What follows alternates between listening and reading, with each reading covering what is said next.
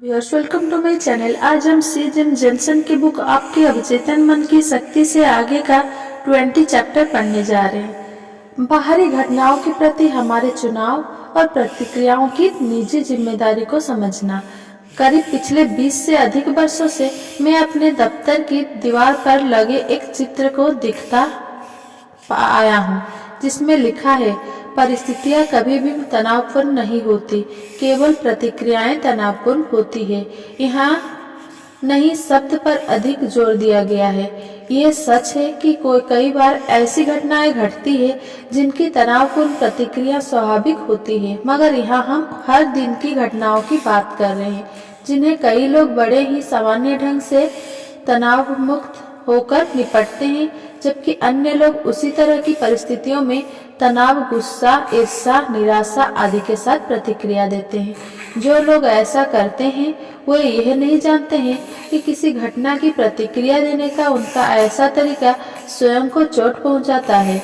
जो लोग इस कहावत को मानते हैं कि परिस्थितियां कभी भी तनावपूर्ण नहीं होती, हमारी प्रतिक्रिया तनावपूर्ण होती है, वे यह जिम्मेदारी अपने ऊपर लेते हैं कि उन्हें किसी घटना पर किसी तरह की प्रतिक्रिया देनी है, कैसी प्रतिक्रिया देनी है।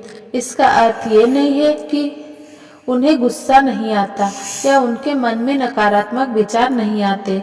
इसका सरल सा अर्थ ये है कि अपनी प्रतिक्रिया के लिए स्वयं को जिम्मेदार मानने से वे यह समझाने के में सफल हो जाते हैं कि उन्हें किसी घटना पर ऐसा क्यों महसूस हो रहा है, और वे ऐसा महसूस ना करने की स्थिति को चुन सकते हैं। यह निश्चित करते हैं कि वे तनाव को उत्पन्न करने वाले विचारों को पहचान कर उन्हें जल्दी से रोक देते हैं। मैं जानता हूँ कि यह सुनने में अजीब सा लग रहा होगा, मगर हम अपने आसपास ऐसे कितने ही लोगों को जानते होंगे जो कभी खुश दिखते ही नहीं हैं। वे हमेशा नाखुश ही दिखते हैं।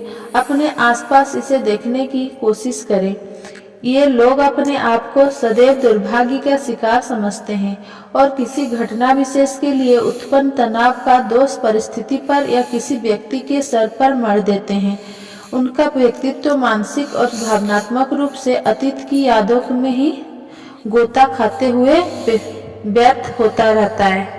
इसके विपरीत जो लोग अपने जीवन में घटने वाली घटनाओं के प्रति अपनी जिम्मेदारी समझते हैं, वे अतीत की यादों को जुगाली करते हुए अपना समय व्यर्थ नहीं गवाते, ना ही अपना निर्णय गलत हो जाने, गलत चुनाव होने या दुर्भाग्य के चलते इस तरह के संवाद में सिर खपाते हैं कि यदि ऐसा होता, मैं ऐसा कर पाता, ऐसा होना चाहिए था। इसके बदले वे इसे पचा लेते हैं।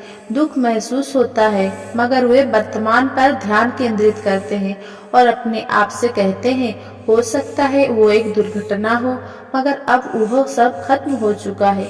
जो कुछ घट चुका है मैं उसे बदल नहीं सकता, मगर अपने इच्छित लक्ष्य के चित्र को प्राप्त करने के लिए मैं अपने स्वसंवाद को प्रभावित कर सकता हूँ। ऐसे लोग स्वभाव से लचीले, परिवर्तनशील होते हैं। वे असफलताओं को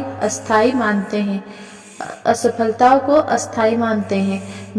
वेबस्टर लचीलेपन को बीमारी, परिवर्तन, दुर्भाग्य या किसी भी तरह के उछाल से जल्द उबरने की योग्यता के रूप में परिभाषित करते हैं।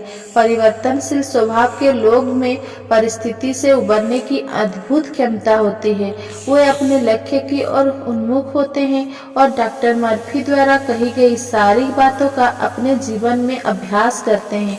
किसी भी असफलता का सामना करने के लिए बढ़िया अभिपुष्टि इस तरह हो सकती है, मैं सारी असफलताओं को अस्थायी मानता हूँ, मैं लचीले स्वभाव का हूँ और अपनी असफलता या दुर्भाग्य से जल्दी ही बाहर निकल आता हूँ।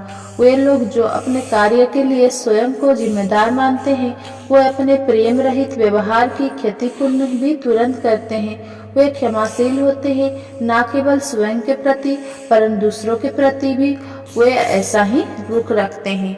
Thanks for watching. Please like, comment, share and subscribe. Thank you.